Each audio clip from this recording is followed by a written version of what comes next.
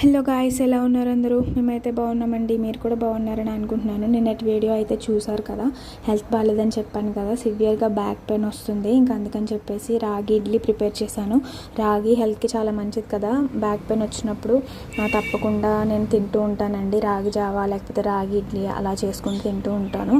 ఇంకా లంచ్ కోసం అయితే నేను ఈ రెసిపీ కుక్ చేశాను.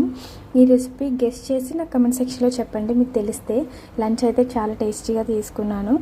ఇంకా ఆఫ్టర్నూన్ కొద్దిగా స్లీప్ అయితే తీసుకున్నానండి. బ్యాక్ పెయిన్ ఎక్కువగా ఉంది. ఎక్కువ సి సెక్షన్ అయినా కానీ డెలివరీ అయినా మదర్స్కి పెయిన్ ఏంటనేది ఎక్స్పీరియన్స్ అవుతారు కాబట్టి తెలుస్తుంది. చాలా సివియర్గా ఉందండి బ్యాక్ పెయిన్. అందుకని చెప్పేసి ఇంకా కాసేపు నాప్ తీసుకున్నాను. ఈవినింగ్ లేచాక మా పాపకి మకానా పెట్టాను.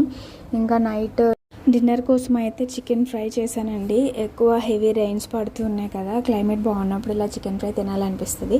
ఓకేనా? Thank you for watching. Video నచ్చితే లైక్ చేయండి.